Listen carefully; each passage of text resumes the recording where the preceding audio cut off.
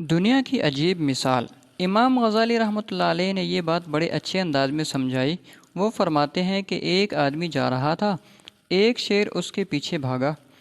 اس کے قریب کوئی بھی درخت نہیں تھا کہ جس پر وہ چڑھ جاتا۔ اسے ایک کنواں نظر آیا۔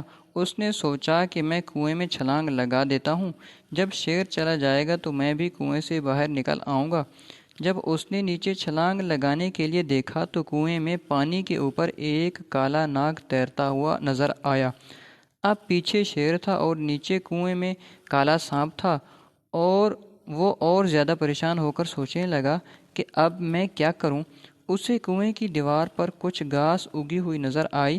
اس نے سوچا کہ اس میں گھاس کو پکڑ کر لٹک جاتا ہوں، نہ اوپر رہوں گا کہ شیر کھائے اور نہ نیچے جاؤں گا کہ سانپ ڈسے۔ میں درمیان میں لٹک جاتا ہوں، جب شیر چلا جائے گا تو میں بھی باہر نکل آؤں گا۔ تھوڑی دیر کے بعد اس نے دیکھا کہ ایک کالا اور سفید چوہا دونوں اسی گھاس کو کاٹ رہے ہیں جس گھاس کو پکڑ کر وہ لٹک رہا تھا۔ اب اسے اور زیادہ پریشانی ہوئی۔ اس پریشانی کے عالم میں جب اس نے ادھر ادھر دیکھا تو اسے قریب ہی شہد کی مکھیوں کا ایک چھتا نظر آیا۔ اس پر مکھیاں تو نہیں تھی مگر وہ شہد سے بھرا ہوا تھا۔ یہ چھتا دیکھ کر اسے خیال آیا کہ ذرا دیکھوں تو صحیح اس میں کیسا شہد ہے۔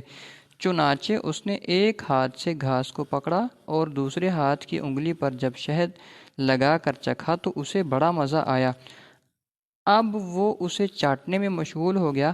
نہ اسے شیر یاد رہا، نہ سانپ یاد رہا، اور نہ ہی اسے چوہے یاد رہے۔ سوچیں کہ اس کا انجام کیا ہوگا۔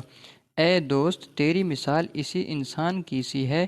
ملک الموت شیر کی مانند تیرے پیچھے لگا ہوا ہے۔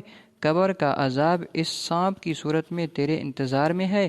کالا اور سفید چوہا یہ تیری زندگی کے دن اور رات ہیں۔ گھاس تیری زندگی ہے جسے چوہے کاٹ رہے ہیں، اور یہ شہد کا چھتا دنیا کی لذتیں ہیں جن سے لطف اندوز ہونے میں تو لگا ہوا ہے۔ تجھے کچھ یاد نہیں۔ سوچ کہ تیرا انجام کیا ہوگا۔ واقعی بات یہی ہے کہ انسان دنیا کی لذتوں میں پھنس کر اپنے رب کو ناراض کر لیتا ہے۔ کوئی کھانے پینے کی لذتوں میں پھنسا ہوا ہے اور کوئی اچھے عہدے اور شہرت کی لذت میں پھنسا ہوا ہے۔ یہی لذتیں انسان کو آخرت سے غافل کر دیتی ہیں۔